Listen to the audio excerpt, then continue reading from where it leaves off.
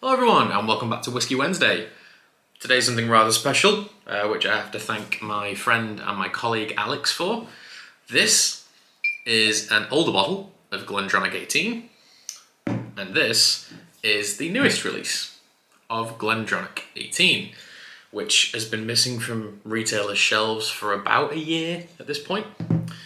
Quick facts and figures. This is a 2016 bottling. It's from the 1st of June 2016 under Billy Walker. This is from, I believe, September, the 22nd of September 2022, with Rachel Barry's signature on the back of it. They've been in the glass for literally about an hour, just because I wanted to air these things out. This one, the Billy Walker release, it doesn't state on this bottle, but it did on the tube, that it was natural colour and non-chill filtered, but it doesn't actually say it anywhere on the bottle itself. On the tube of the newer version, it does just state natural colour. Both whiskies are 46% alcohol. I know this one is non-chill filtered. I am unsure of this, but why would you release a whiskey at 46% and non-chill filter it? I did a whole video on this on Glendronach 12 when all of this change happened, so please go check that out. But I'm just going to dive in and smell and taste them because Alex, this is kind of Alex's idea. But again, thank you very much to him for lending me these because it's not often you can compare something which was as rare as this. What I'm going to do first is I'm going to show you the colours. Now, luckily this wall behind me is quite white. This is the new one.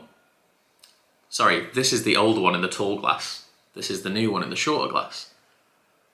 Colour-wise, they are pretty damn close to each other. And I've been looking at these for a while, and that could almost be whiskey from the same bottle, for sure. But again, they do both state natural colour. I'm going to smell the old one first, because, well, everyone who enjoyed a sherry cask whiskey at some point came across Glendronach 18 and fell in love with it.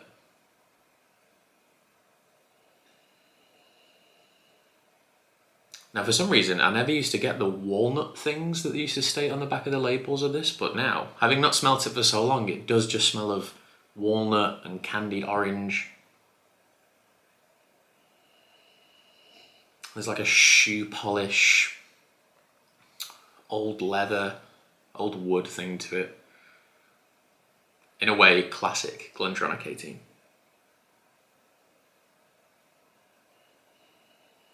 Yeah, there's these comforting, warm, orangey notes, really. I get tons of orange from it, as I did in the past.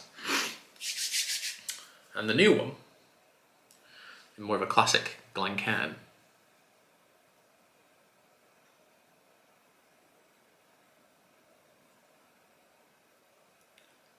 There's not as much of that walnutty orange thing. It seems almost like when Glendronach 15 came back. It seems almost like a brighter kind of sherry. There's some really nice cherry notes in it, like Luxardo cherries that have been soaked in that cherry sauce. There's chocolate, but it's not like a chocolate biscuit, it's not like a chocolate cake, it's not like a chocolate bar. It's more like powdered chocolate, like what you'd use for a hot chocolate.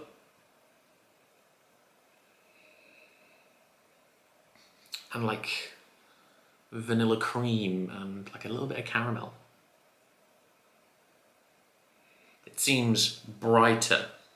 This one seems kind of, I don't want to use the word, because it might create a bias in the people watching this, but this seems deeper and more sort of intense. This seems very bright and floral and really wanting to kind of grab hold of you. Yeah, cherry, Coca-Cola, chocolate powder. Let's taste them. It's been a long time since I've tried Glendronach 18.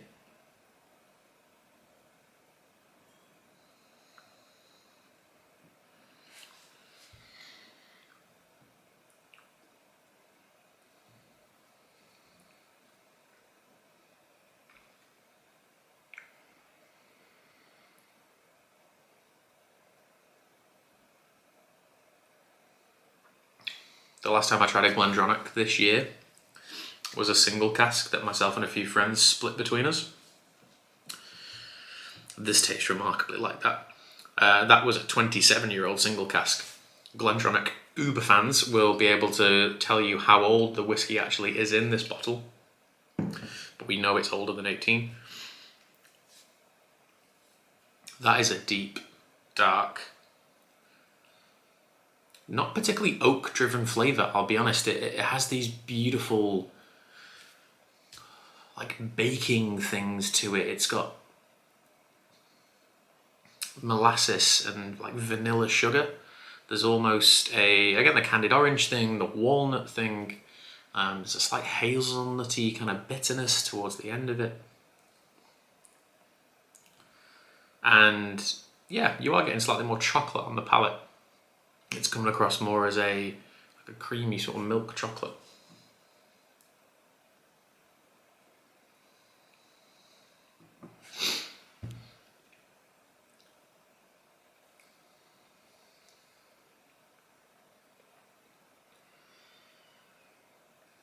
It's rich. It's not oily. It's quite, it's got like good texture to it, but it's not like the oiliest whiskey ever or the thickest whiskey ever. It's just really good. It's just very, very good old sherried whiskey. Just have a bit of water. Or the very little water that was in that glass. And we're going to do the new one. Now, before we do the new one, I'm just going to move this out of shot. I'm just going to put this here, just so it can be a bit more of a focus. Now, I like Billy Walker. I like his whiskey a lot. Glendronach was quite a revelation for me when I was starting my whiskey journey. But he was very generous to us. And what I mean by that is that all of the whiskies released under his helm were significantly older than what they stated on the label. Not a problem. Fantastic. Encourage it. Gave whiskey drinkers an absolute treat. And by all means, some of the whiskey in that older bottle of Glendronach 18, it says 18 on the front of it, so legally the youngest whiskey in it has to be 18 years old. But I feel that, do we actually genuinely know what a regular bottle of Glendronach 18 tastes like? Do we have the perception to be able to do that? Now, obviously, they've released single casks that are all 18 years old in sherry and all kinds of things. I haven't got those here. But what I'm hoping with this, with the new one, is that I'm not expecting it to taste like that one. I kind of don't want it to taste like that one, because if it did, you'll all go out and buy it. What I want to do is I want to maybe get a reflection on what Glendronach 18 is now. We know what it was then, but what is it now? So we don't know how old the whiskey is in this. There could indeed be some older stock in there. There definitely is. But is it as old as the stuff Billy was putting in it? Is the average age more likely to be 18 and 19? Let's find out.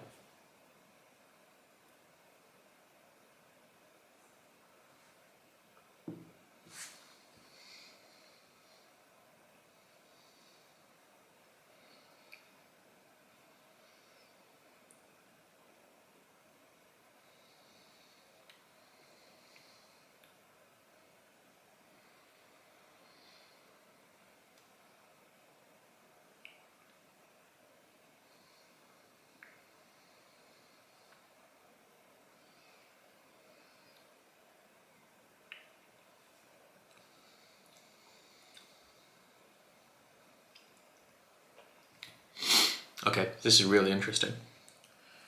It indeed doesn't taste a lot like this. There are some notes there. It's an 18-year-old sherry cask whiskey from the same distillery at the same percentage. There are some similar notes.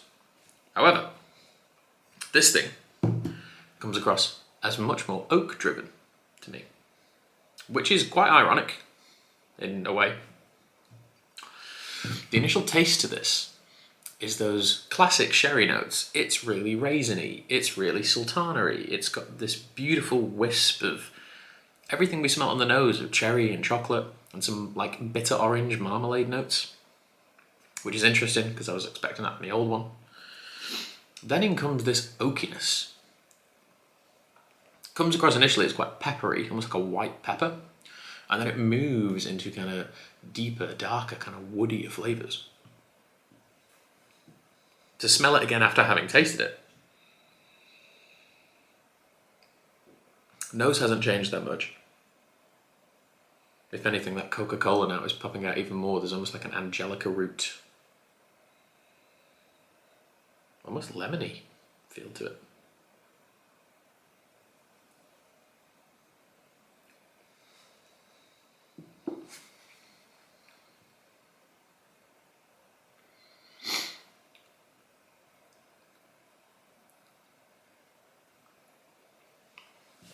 I know this doesn't state non-chill filtered anywhere on it. It does have texture. It's got lovely texture.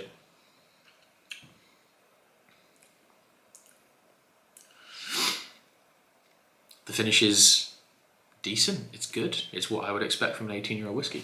Is the finish as big as this one? No, of course it isn't. But it's still like a good, really good 18-year-old sherry cask whiskey. If you put the two in front of me and you said they're both the same price, which one are you going to take? I can't lie to you, I would take this one. Purely based on a blind scale, I've never tried Glendronach 18 before, which one are you going to take? I would take this one. For me, this tastes more to my palate. However, that was probably quite loud, I'm sorry. Does that mean that is a bad whiskey? No, of course it doesn't. It doesn't mean it's bad in any way. Whiskey distilleries I don't think any of them have ever really tried to remake the past. They always have to move forward. They've got to think decades ahead. This is still a very, very good quality 18-year-old sherry cask whiskey. And if you were to ask me to score it, I would give it a solid 8.5. There is nothing wrong with it whatsoever. But I must lean towards, personally, thinking that the old versions are slightly better. But there is a tasting note on the new one, which is almost like burnt toffee, like a really dark caramel, which I can still taste now, and it gives me this illusion of like thickness and huge texture. Like I can still taste the product. It's not a thin whiskey. Whatever your opinions may be on the company that now owns Glendronach and the change in notification and packaging and all that sort of stuff, I think that should be put to one side, and these things should just be tried and talked about. If you are a Glendronach fan and you've got numerous bottles of the old 12s and 15s and 18s and 21s and all that other good stuff, I think this is really down to folks like yourselves who adore this brand, and indeed what the brand was, to go out, try this at a tasting, buy a sample of it, split a bottle between a couple of you maybe, and really dive in deep to this thing. Because on the face of it, both excellent whiskies. We know one has older stock and it's a little bit more open with its labelling, but I still don't think there's anything wrong with this one at all. But thank you all for that. This has been the Glendronach 18 head-to-head, as it were. Yeah, my preference lies with the older one, but the new one is still a pretty damn good 18-year-old whiskey, which I've given an 8.5 out of 10. But thank you all for watching, and I'll see you all next week. Cheers.